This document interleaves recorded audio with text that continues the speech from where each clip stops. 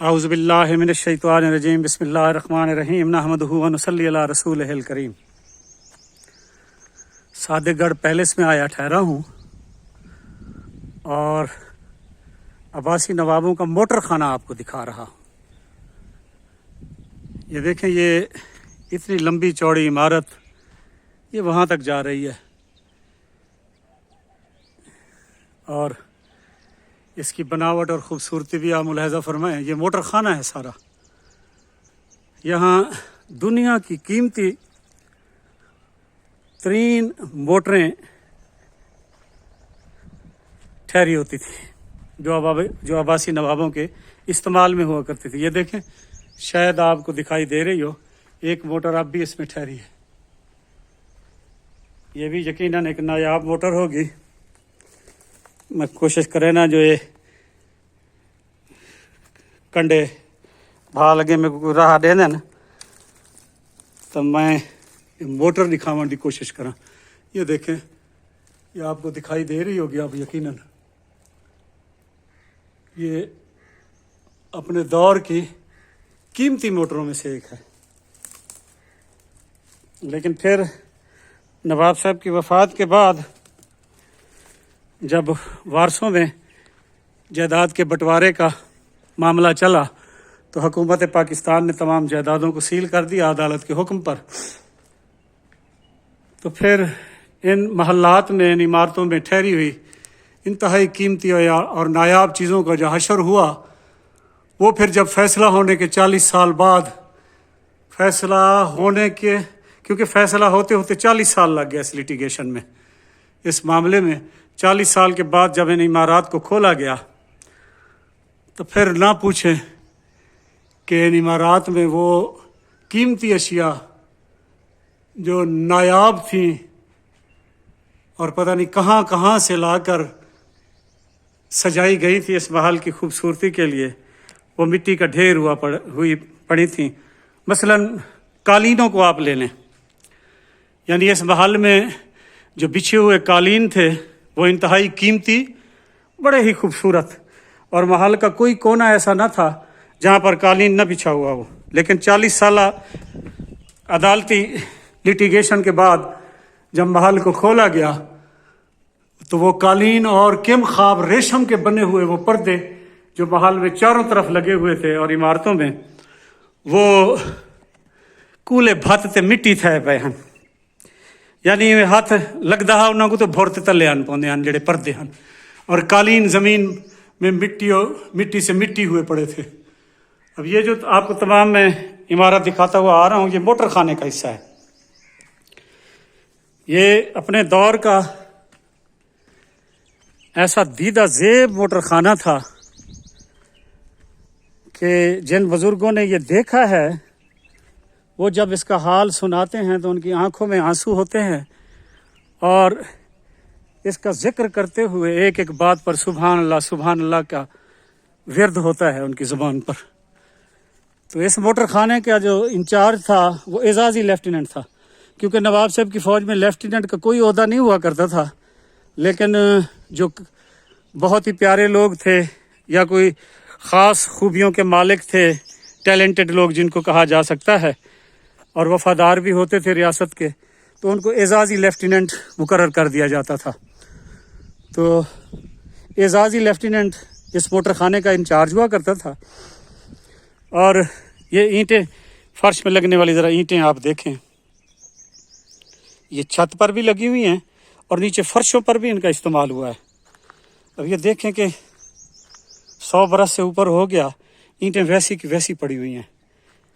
اگر یہ اندر ترتیب میں پڑی ہوتی تو یہ جو تھوڑی بہت انہوں نے رگڑاں لگیاں پہنی ہوئی نہ ہوئے نا۔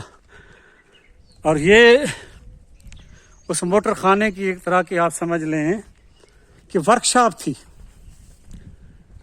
یہاں پر بر صغیر پاک و ہند کے مانے ہوئے کاریگر موٹروں کی مرمت کا کام کیا کرتے تھے۔ یہ دیکھیں، ان کی مرمت کے لیے یہ جگہیں بنی ہوئی ہیں، یہاں دھویا بھی جاتا ہوگا یقیناً۔ یہ اسی دور کا ایک ریڑھا سا بنا ہوا ہے، یا شاید بعد کا ہو، ڈاند ریڑھا ساری زبانیں جاتے نہیں کو۔ یہ دیکھیں، اور یہ اسی عمارت جس کو آپ یہ موٹر خانہ یا موٹر ورکشاپ سمجھ لیں، اس کے چاروں طرف لگنے والی وہ انتہائی خوبصورت اور قیمتی کھڑکیاں ہیں جو اب اس حالت میں پڑی ہیں۔ یہ جو گارڈروں کے درمیان والی جگہ ہے، ان میں یہ کھڑکیاں لگی ہوئی ہوا کرتی تھیں، اور یہاں نواب صاحب کے موٹر خانوں میں موجود موٹروں کی مرمت کا، دیکھ بھال کا اور ان کی صفائی ستھرائی کا کام کیا جاتا تھا۔ نواب صاحب کے جو ڈرائیور تھے ان میں حاجی نور محمد لشاری صاحب بڑے مشہور ڈرائیور تھے، خدا بخش تھا ایک، اللہ ڈوایا تھا، اللہ بچایا بھجی تھا، بھجی اس کو کہتے تھے۔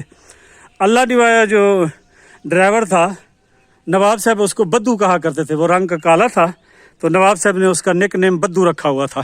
اس کو لڈو بھی کہتے تھے، اس کو لڈو کھانے کا شوق بھی بڑا تھا، اور نواب صاحب اس سے بڑی محبت کیا کرتے تھے، اور اکثر اس کے ساتھ ایسا مذاق کیا کرتے تھے کہ نوکروں کو حکم دیتے کہ اللہ ڈوایا لڈو کو پکڑاؤ بھائی، پھر اس کو زمین پر گرا کر ٹوکرا لڈوؤں کا بھرا ہوا لڈوؤں کا ایک نوکر کے ہاتھ میں ہوتا تھا، حکم دیا جاتا تھا کہ لڈو اس کو کھلاؤ زبردستی، پھر وہ باری باری نوکر لڈو اس کے منہ میں ڈالتے تھے، جس پر وہ بیچارہ ہاتھ پاؤں بھی مارتا تھا اپنے آپ کو چھڑوانے کے لیے، اور جو کھلانے والے نوکر تھے ان کو گندی گندی گالیاں بھی نکالا کرتا تھا، جس سے نواب سے بڑے محظوظ ہوا کرتے تھے۔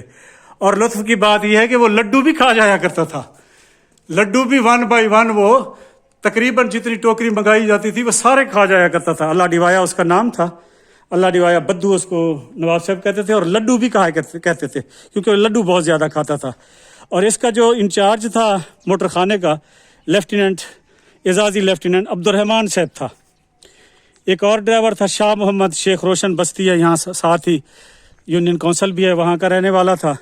ایک اللہ ڈوایا بھٹی تھا، اور ایک بہت ہی مشہور ڈرائیور سچو خان بھی نواب صاحب کے خاص ڈرائیوروں میں شامل تھا۔ یہ تو نواب صادق محمد خان کے ذاتی ڈرائیوروں کی میں آپ کو بات بتا رہا ہوں نا، اس کے علاوہ جو نواب صاحب کے عملے کے لوگ تھے جن کو گاڑیاں دی ہوئی تھیں، ان کے ڈرائیوروں کے نام الگ تھے۔ نواب صاحب کے خاندان میں جو گاڑیاں استعمال ہوتی تھیں ان کے ڈرائیوروں کے نام الگ تھے، اور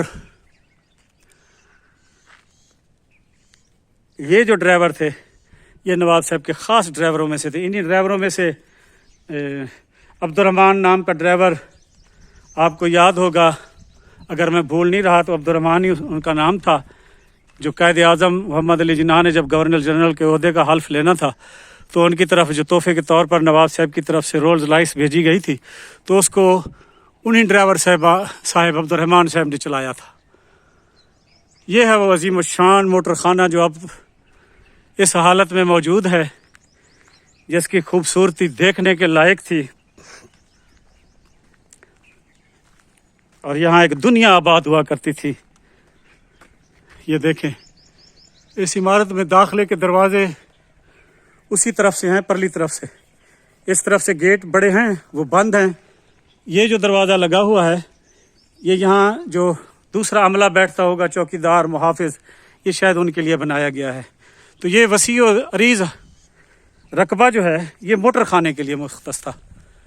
یہ ہے وہ موٹر خانہ جو عباسی نوابوں کی مملکت کے دور میں، ریاست کے عروج کے دور میں استعمال میں لایا جاتا تھا، اور یہاں نواب صاحبان کے استعمال میں ہونے والی گاڑیاں ٹھہرا کرتی تھی۔ اللہ آپ کو سلامت رکھے، اللہ آپ کو سلامت رکھے۔